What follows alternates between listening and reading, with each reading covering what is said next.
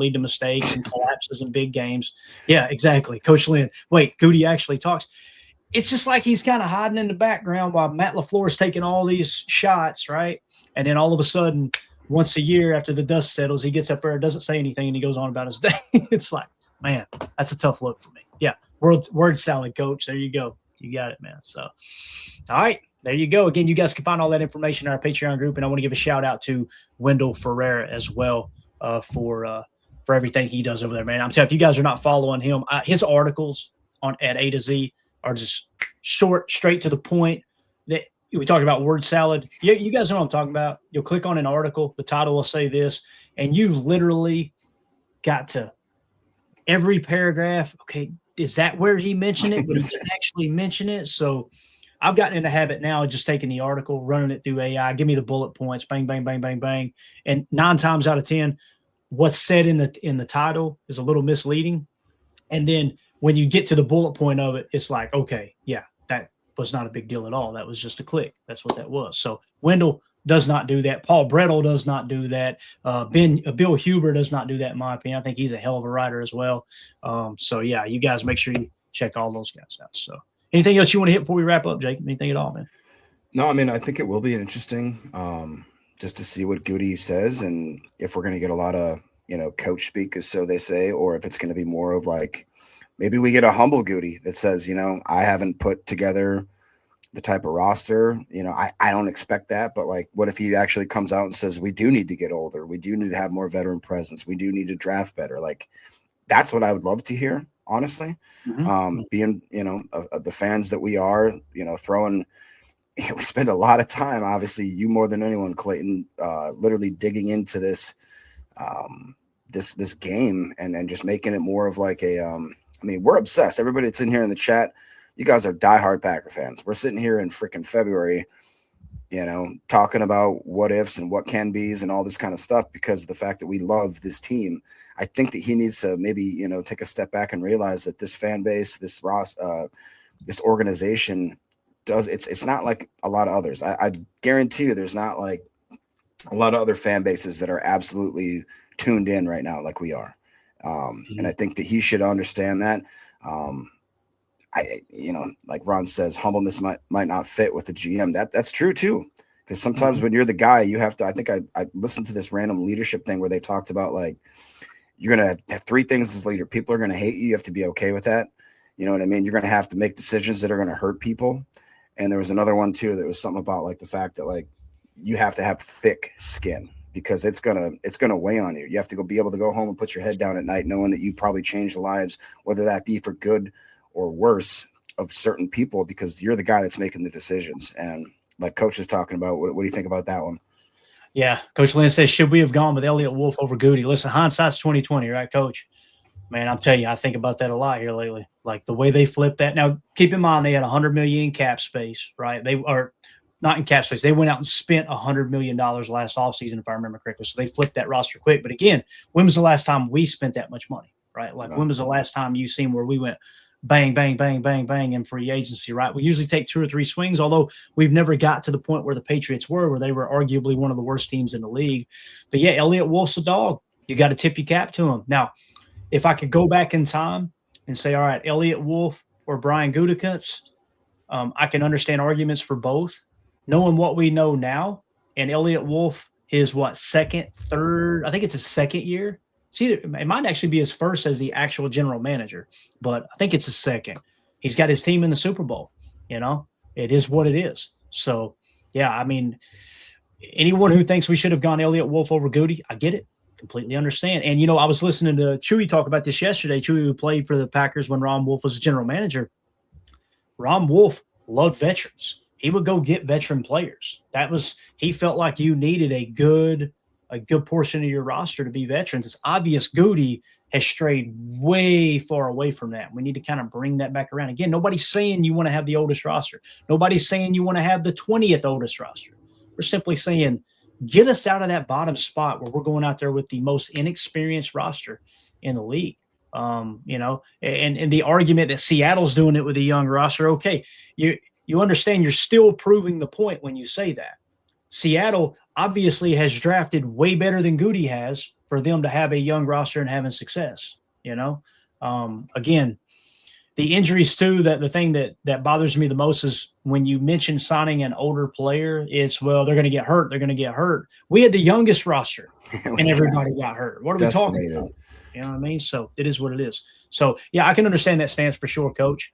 Let's see here. One of my favorite avid viewers here, surprised OJ Simpson face. We got the juice in the house. Juice says, sign Devin Lloyd at linebacker, Linderbaum at center, Trayvon Diggs at cornerback on an incentive/signing bonus heavy contract. Tariq Woolen at cornerback, solving cornerback room. Get a backup running back. Push for Trey Hendrickson, I think is what he meant, and draft stock up. So Devin Lloyd, I like it. I do. I just don't think it's like a top priority, right? Juice. So Linderbaum first, Trayvon Diggs second, then Devin Lloyd third. I like it. If you could tell me that you could get all three of those in free agency, and that'd be tough. You're gonna have to kick a little salary cap down the road if you want to roll that way, right? And we'll have to do some of the restructures and some of the stuff that Wendell had mentioned in his article, right? But if you could land those three players, Linderbaum, tier 2 importance, Devin Lloyd, tier 2 importance, Trayvon Diggs adding veteran takeaway help in the cornerback room, man, that makes a lot of sense. I'm not as big on Woolen, though. I don't like Woolen. To me, Woolen feels a lot like Keyshawn. He runs that mouth and gets cooked. He's flashed here and there, but not enough for me to pay what they're saying. Yeah. Yep.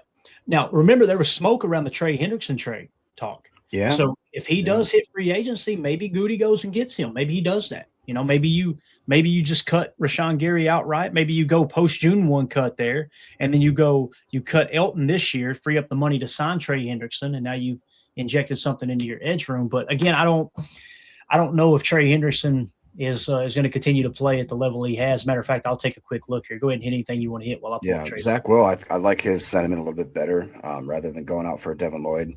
Demario Davis, to me, he says Demario Davis at linebacker, sleeper signing. I like that one better, just one because the dollars make more sense. You guys know I'm cheap. And then like you said, we could maybe then have a little more cap space to free up if we want to do a Linderbaum situation, or if we have to bring in, enter whatever cornerback here at the time. That's more kind of where I'm going.